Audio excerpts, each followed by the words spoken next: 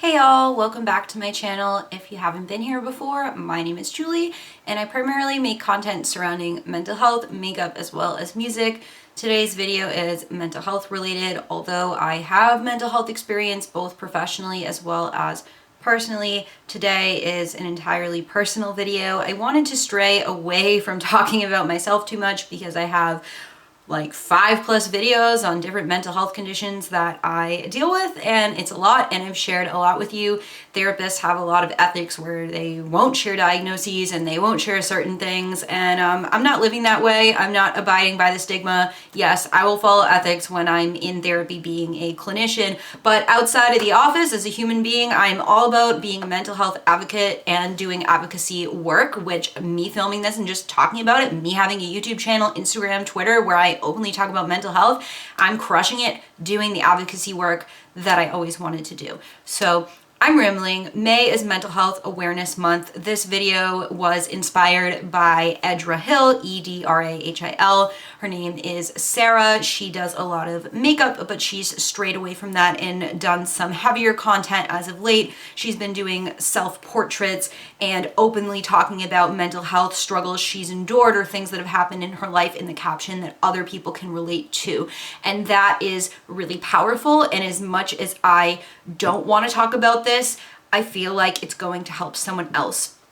Before I get into it, I want to preface that this video is probably going to be triggering, especially because I'm going to talk about my eating disorder and what that's been like and what's been going on. So you know about my mental health conditions.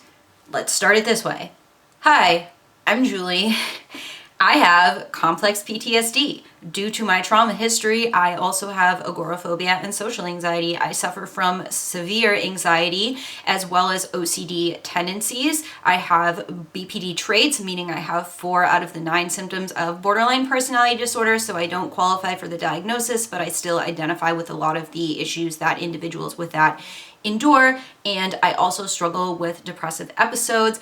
I recently was diagnosed with EDNOS, which isn't in the DSM, it's actually unspecified eating disorder.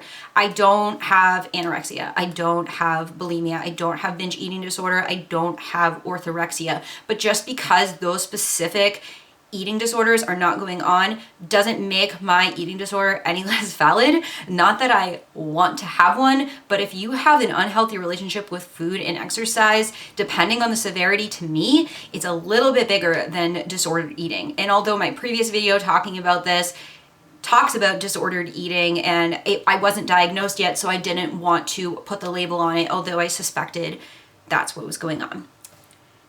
So we're in quarantine right now, and it really, really sucks. And every single week, I feel like my mental health is just declining and I'm getting worse and worse.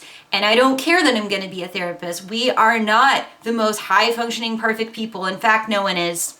No one is. And we have our own mental health struggles, and that's what brings a lot of us to the field, because we understand a lot of what our clients go through and we want to self-disclose to an extent. I want to share my story a little bit more because I believe that it is really powerful.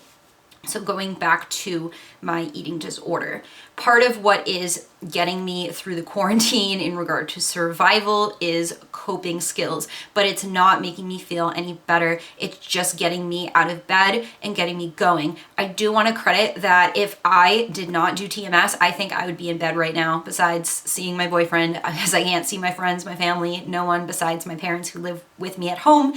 And that would be horrifying to sit with all my thoughts. I cannot sit with my thoughts right now. Usually I'm really good about being open and reaching out for support, and although I've consistently been doing therapy twice a week, it's now going down to once a week, and I'm switching to a new therapist. So that was really triggering and upsetting for me. The reasoning for that is because I have this diagnosed eating disorder. It is the main thing going on right now, and it needs treatment. And the best person to treat it, which I've talked about in my videos, is an eating disorder specialist. So I'm going to be seeing an eating disorder specialist who also specializes in trauma and DBT, because I know that DBT is what I need right now. I need that distress tolerance. I need that interpersonal effectiveness to improve my relationships, because right now I'm just avoiding people. I'm avoiding my friends, and that's not like me. I'm not someone who gets depressed and then shuts out the world. I'm someone that fights through it and really tries to interact with people and tries to be open even though it's painful, but it's just so beyond painful right now, and I feel so beyond embarrassed and ashamed. And also because there's a stigma, people don't realize that unspecified eating disorders are a thing. So just because I don't look too small, or just because I don't need to be hospitalized, doesn't mean I'm not struggling and that it needs to be addressed and treated. So I'm gonna give you a little bit of my routine that I've been doing, and I don't want this to be, oh, I have this great routine and you should do it, because no, it's been kind of a living hell, although some of it is keeping me afloat. So I get up in the morning, probably around 7:30 to 8, and I sit on my phone for a while, and then I have breakfast. And this is where it gets triggering, because I am gonna talk about my food and my eating patterns, and I think this is really important. All I eat for breakfast, Monday through Friday, is an oatmeal packet. I eat the same meal, specific days, etc., times, because I don't want to think about food too much. But by doing that and being really rigid, and I'm limiting myself from one, like enjoying food and having a balanced diet with enough protein, I really, really need to eat more vegetables. I hate fruit. I haven't eaten fruit in the longest time from what I can remember. And then I take the fuel and the carbs from that little oatmeal packet, and I know how many calories are in it. We're not talking calories today, but trust me, I know.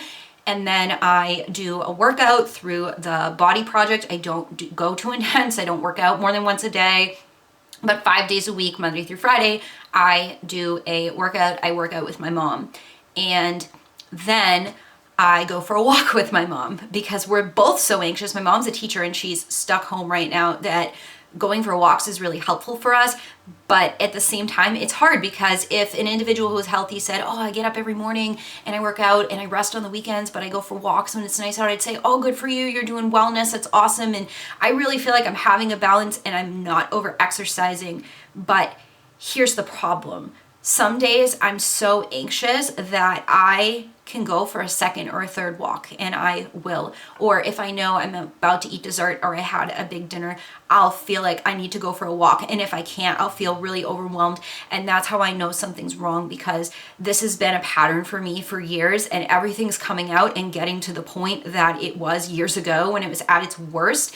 And even if I'm not the size that I was when things were at its worst, or over exercising as much as I was, in here, in my brain, it hurts so bad, and it just a whirlwind of intrusive, obsessive, hurtful thoughts. It's so upsetting. And like I've talked about in my videos about eating disorders, self-esteem is a big piece, as well as interpersonal difficulties. And I've just had tumultuous relationships all my life, whether that was with friends, family, partners, etc. I have a wonderful partner right now who, even though it must be really hard dating me when I'm going through all of this, he is so beyond supportive and kind, and he deals with things of his own, and I'm respecting his privacy and not talking about it here. But I don't know what I would do without him, and I don't know what I do without my parents, and I don't know what I do without my friends who understand that I'm having a hard time and aren't expecting a lot from me right now, and know that I just need time to work on myself. So that is what's happening for lunch on Mondays and Wednesdays. I have an egg salad sandwich on multigrain gluten-free bread. Tuesdays I have chicken salad, and Thursday I have a turkey sandwich. Friday I split an enchilada dish, you know, one of those Amy's frozen whatever, with my mom. I love these late July multigrain chips. They're my favorite chips ever, and I love having them with salsa. Chips and salsa is my favorite snack, but I struggle to let myself have snacks. Sometimes I let myself have them with lunch, especially the days I had therapy or I knew I needed to like film and edit and I had a lot going on, but it's just really, really, really hard to deal with all of this. Also right now, because of everything going on with quarantine, we can't go out to eat. For those of us with eating disorders, this not only can be triggering and make us feel like we are restricting, but at the same time, it's not challenging us to go out with friends and family and enjoy food as a social piece. Instead, we're stuck home. We're mostly buying groceries. We're probably getting takeout less in many of our homes. And this is really weighing on a lot of people. There's also these quarantine weight memes, and people are focusing a lot on weight loss and transformations. You know where the transformation has to be, you guys? In here and in here. Mind, body, spirit. That's what it is. And I mean a healthy body. I don't mean looking a certain way. I don't mean having measurement goals. I mean having fitness goals, health goals, lifestyle goals. And these are all things that I deeply understand, but I'm struggling to apply myself, like I told you, because I know everything that I'm going to eat. I'm not using my MyFitnessPal to track, but I did go on there a few weeks ago and track my Monday, and now I always eat the same on Monday, and it's not to the point of anorexia. I'm not starving myself. I'm eating 3 meals a day, but I know on that day I'm not eating enough. And then I have these really weird habits where I don't want to restrict ice cream. I currently let myself have ice cream twice a week, and it's a social thing because I usually enjoy it with my family while we watch TV or something. But then I'll say, oh, I need to eat lighter the next day, and I can't have any dessert. And that is really hard. Also, for people with eating disorders, a lot of the time we notice people's habits, whether they tend to binge or overeat, or if they pick throughout the day, or how many meals they eat, or how many hours they can go without eating. And a lot of the people in my life have different eating patterns than me, and that's okay, and that's their own thing, and it's not up to me to judge unless I'm worried that it could be an eating disorder and they could be malnourished. But it weighs on me when someone's like, oh, I'm not hungry right now, even though, I ate breakfast at a certain time and I'm hungry, and I'm not honoring my hunger. I'm not doing anything for intuitive eating. Even right now, I'm hungry. I'm hungry. I had lunch. Again, it's Tuesday when I'm filming this. I had my chicken salad sandwich. I had a piece of celery with nothing on it because I'm trying to eat more vegetables, and that's all I could do. Last night I was having dinner, and I usually do have a small second portion with my dinner on Mondays, and I was going to eat it, and I felt so unbelievably full for the past week or two. My stomach has been bothering me so bad. I have acid reflux, which I believe comes a lot from anxiety as well as my eating patterns, because they are not so great.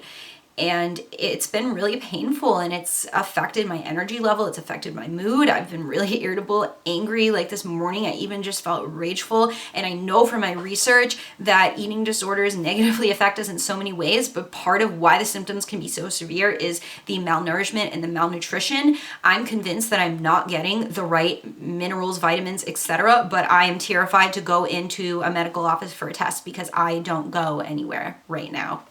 But that's a safety thing for the most part. So I guess I'm gonna have to hold off on that, and I don't know when things will change. I don't want to get too much into dinners, but a lot of the time I will eat a chicken breast, a potato with cheese, and some vegetables, which is a wonderful balanced meal. I always feel like, yay, I had a balanced meal. I mean, a sweet potato would be great to throw in there, but nothing fancy. But see how I'm sitting here talking to you about food, knowing every single thing that I put into my mouth, and feeling guilty every single time I eat, whether it's good or bad, just having so many thoughts where my brain is just yelling at me and telling me I'm disgusting and fat and gross. And the reason this makes me so mad and upset is that when I was doing therapy with my previous therapist, we were processing my traumas somewhat. It got to be too much, but we were processing the day-to-day and processing what was going on, and it just became too painful, and I couldn't do it anymore. So it just wasn't the right treatment modality for my eating disorder. So DBT for me feels like the right direction to go, and I really do want to pursue that mindful eating. I don't want this video to come across as anti-recovery at all. I am so pro-recovery. I want to get better. I have so many goals in my life, and if I do not take care of myself and my nutrition and my health, I'm not realistically going to be able to reach those goals. There are stressors that have weighed on this, definitely quarantine being one. Another thing I haven't talked about, and I'm not going to get into it too much, is that so my previous internship, I talked about how it wasn't the right fit because it was in a school setting, but because I struggled to handle the school setting, I was actually let go. That's a whole story for another day. I'm not ready to tell that story. I don't want anyone from that institution to view this and be upset that I talked about it, even though I have every freaking right to talk about it. But that was humiliating and devastating. I've never been let go from anything in my life, especially because it wasn't like a job. I wasn't being paid. I've never just been told, well, you have way too much anxiety. This isn't a good fit for you. And so see you later. I mean, it is for the best because I am going to be interning at an agency, but who the frick knows when? who knows when I'm going to start. A couple people I know started there about a month ago, and I hope they stay safe, but I'm very worried about anyone who's going to work right now, even following safety procedures. And when I was given the opportunity to start, I said, I want to hold off till it's safe. My dad has arthritis and other health conditions, and he's on medication for them. So he has a very weak immunity, and that's why I'm taking this seriously, and I don't want to put him at risk. But at the same time, I was supposed to graduate in December. If you haven't watched my video on my practicum experience, that was a whole mess that set me really far behind in school. And then I had this internship, and then I was let go from that. I've had the worst experience with field experience out of anyone, and I don't want to cry, but it's just pushed me to continue in the mental health field, although at first it just put me in a deep depression and made me feel like maybe I am too sick for this field, maybe I can't do this, and that's really upsetting. And again, this is all self-esteem stuff. Like I was saying with my therapist, I did a whole journal entry on self-esteem and why I feel like my self-esteem was not in a good spot, and we processed it, and like having my YouTube channel was making a big difference for my self-esteem. And right now it's not, no matter how many nice things people say. Like, please don't think I'm not appreciative of it. I'm so appreciative of everyone in my life who's supportive and saying nice things, even my subscribers, followers, etc. But it's just not clicking, and it's so frustrating because I know all the right things to say to my loved ones. I know how to hype people up. I know how to make people feel confident and motivated and better, and that's why I'm really good at what I do, but I can't access that myself. It's like the same in my internship when I was teaching my students DBT and they were accessing it and they were using the skills. I couldn't even use the skills. I knew what they all were. I knew how they worked, and it wouldn't click. And there's so much I've tried that hasn't clicked, and I'm not saying I'm giving up because I'm continuing on. My new therapist has over 30 years experience in the field with these specialties, and I know that's really what I need right now. So I've talked a lot about my eating disorder. I hate looking at my body, and please don't judge me for wearing my boyfriend's hoodie, but I needed him around, in a sense, a little extra, and I have been wearing it the past 3 days. I know it's disgusting, but again, I'm depressed and I just need his support a little bit, and I also kind of need to hide. I just feel like right now I want to hide. I feel really just embarrassed even making this video, and I don't know if I'm going to put it up or not. There are some good things that are going on. So, Achieve TMS East, the organization that I did TMS at, that's amazing, just the best patient care I've ever had in my entire life. And they hit me up and asked me if I want to be on their podcast with a therapist who's going to interview me about my experience. So I don't know when this will go up, but that might already be up before that, if it happens. I mean, they said it, but see, this is me. There's a thought like, oh, it's probably not going to happen. What if I can't handle it? What if I just give up? Like, no, I'm going to freaking do it. And so I do a lot of DBT, opposite of the action. I don't want to get out of bed. Too bad, you're getting out of bed. I don't want to edit this video, but I really want to put the video up, and it's important to me. So maybe that's a little bit of ACT sprinkled in there. I don't know. I'm just trying to, as Avril Lavigne would say, keep my head above water.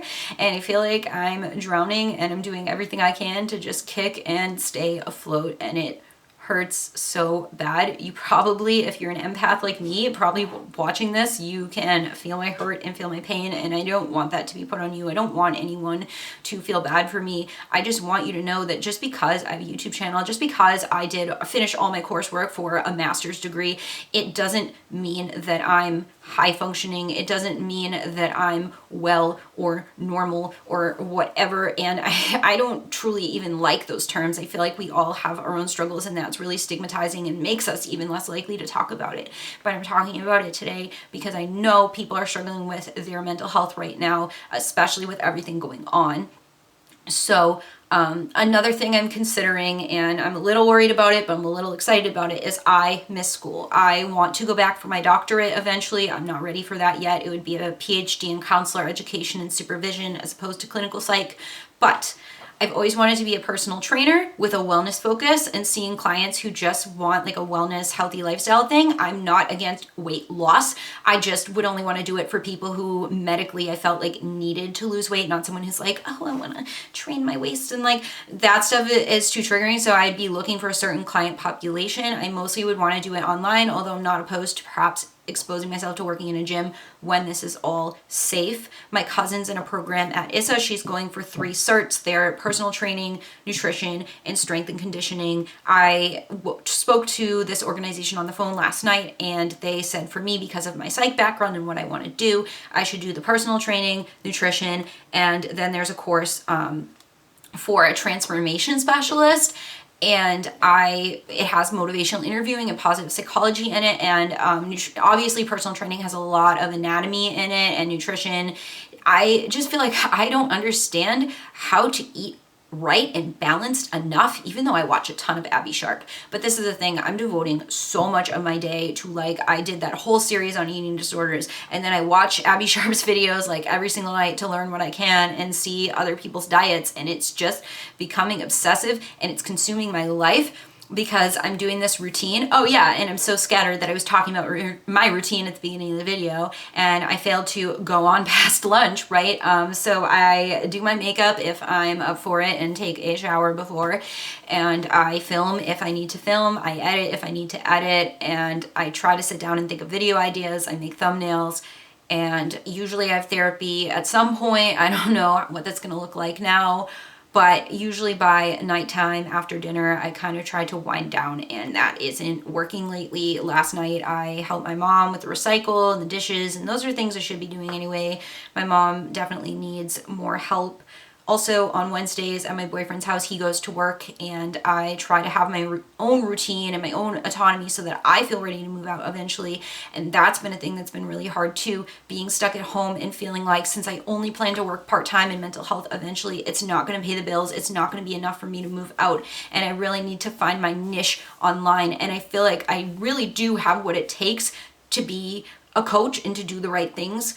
But right now it's about me and my treatment, and I need to get to a certain place. Although I'm hopeful that going back to school, doing a little bit of the personal training stuff and feeling empowered and having a healthy relationship with food and fitness, etc., is going to be a really good thing for me, and that I can share my knowledge on this channel, and I can share my knowledge with other people, and I can help people to transform in a healthy way. And nothing to do with physique, like I said, just feeling better physically, mentally, spiritually, across the board, because wellness is a passion for me and it's important.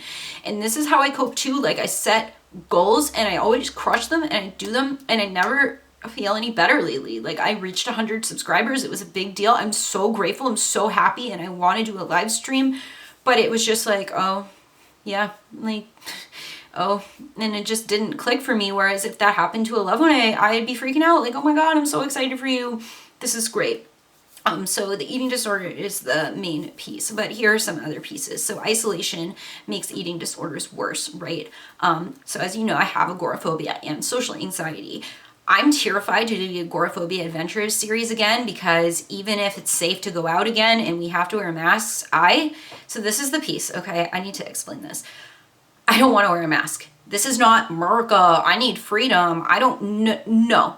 If I'm not going to wear a mask, I'm going to be respectful and safe. I'm not going to infect myself or my loved ones or other people. I'm just not going to go out. But as we know from exposure, the less we do exposure, the worse it can get. And I have crawled back into my hole every time I go for a walk and I see people and they're about to come up to me on the sidewalk. I need to social distance, and sometimes I just run away. Sometimes I just completely run away and freak out in front of other people and say, like, I need to social distance. And even just seeing people in masks makes me feel like I'm gonna have a panic attack, and I don't think I've fully accepted and registered this situation, especially since it's going on longer and longer, and I'm so isolated. So obviously the social anxiety piece, I'm not talking to my friends as much. I'm not seeing my friends and practicing.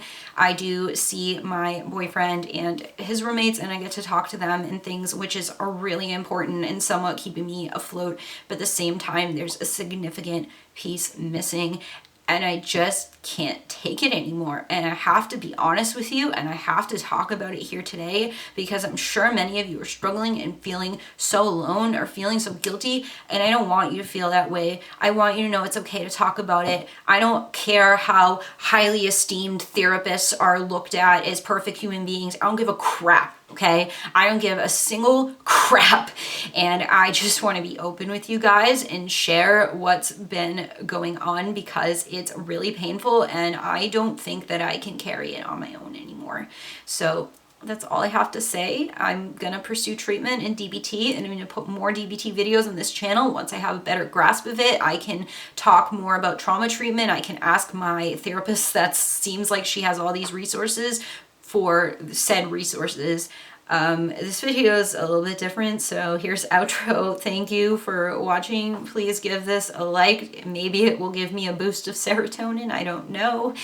Please subscribe to my channel as well, and I promise not all my videos are like this whatsoever. We do a lot of let's get clinical, and we delve into mental health conditions and treatment options. We instill hope in other people. We also do a lot of music. I love reviewing music, and that's ignited my passion for music again, which was gone for a long time, which was really hard, and I'm glad I'm connecting to music more. And also, of course, I love makeup. I mean, look at me. I got my Barney look going on today, and I'm gonna shut up now. Thank you for watching. I think I already said that. If you want to follow me on my socials, I don't have the energy because I'm not eating enough. So follow them. They'll be down there. Thanks. Love you guys. I appreciate you. And I guess I'm sorry for this, but I'm also not sorry because it's Mental Health Awareness Month and it's time to be open. I can't hide these demons in my closet anymore, and I have to talk about them. And to my friends, if you're watching this and I haven't talked to you, I love you. I care about you. I appreciate you. And I'm sorry. Bye, guys.